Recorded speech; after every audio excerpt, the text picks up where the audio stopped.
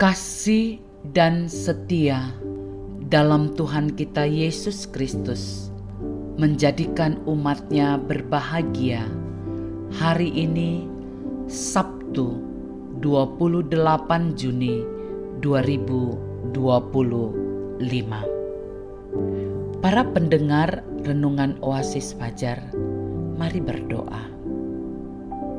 Bapa yang bertahta dalam kerajaan sorga, kami selalu rindu akan suara Tuhan melalui firman-Mu. Berbicaralah bagi kami, karena kami tahu bahwa firman-Mu menjadi kekuatan dalam kehidupan kami. Demi nama Yesus Kristus kami berdoa. Amin.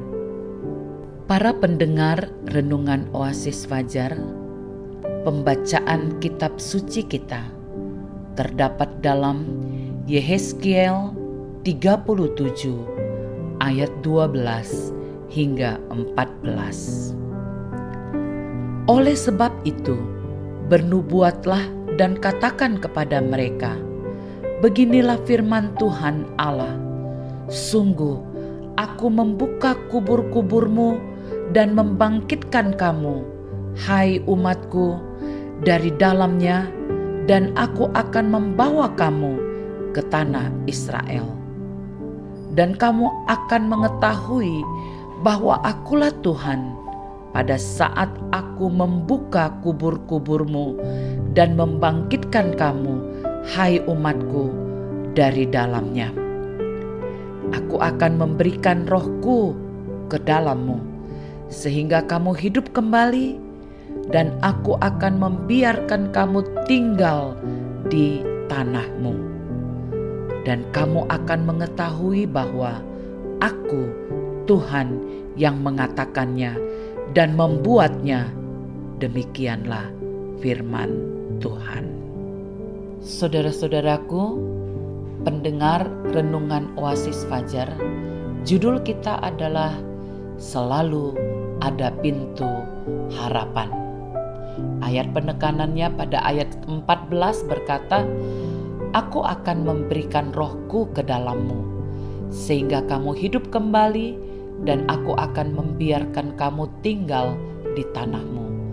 Dan kamu akan mengetahui bahwa aku Tuhan yang mengatakannya dan membuatnya.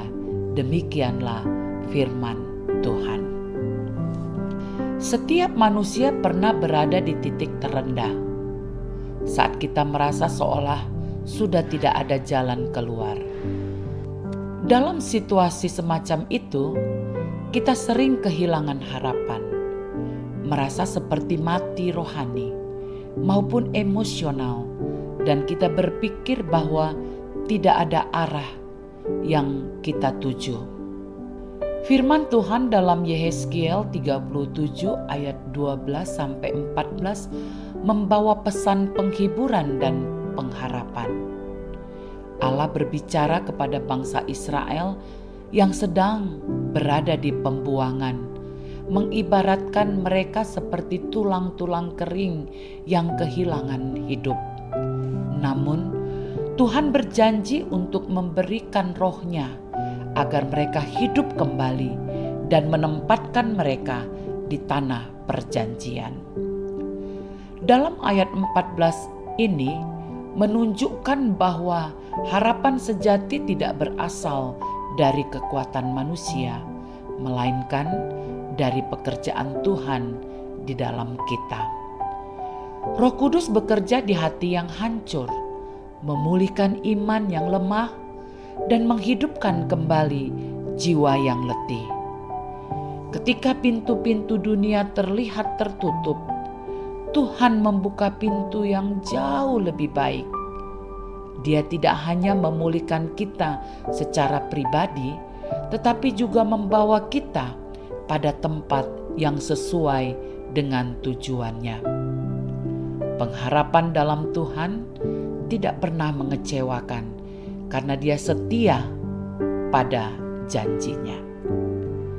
Hari ini, apapun tantangan yang kita hadapi, ingatlah bahwa selalu ada pintu harapan di dalam Tuhan. Mintalah kepada Roh Kudus untuk memenuhi hati Anda, dan percayalah bahwa Dia akan membimbing kita keluar dari lembah keputusasaan menuju kehidupan baru yang penuh pengharapan. Penegasan, mari serahkan hidup kepadanya. Buka hati untuk menerima Roh Kudus, agar Dia menghidupkan kembali semangat, iman, dan pengharapan kita. Dalam Tuhan tidak ada situasi yang terlalu sulit untuk dipulihkan. Saudara-saudaraku, mari kita berdoa. Tuhan Yesus, kami berserah kepadamu. Penuhi kami dengan Roh-Mu, agar kami hidup kembali dalam iman dan pengharapan. Bukalah pintu-pintu yang tertutup dan tuntun kami dalam rencana-Mu yang indah. Dalam nama Tuhan Yesus, amin. Para pendengar renungan Oasis Fajar yang diberkati Tuhan, inilah renungan kita saat ini. Tuhan akan terus membukakan pintu-pintu harapan bagi saudara dan saya. Amin.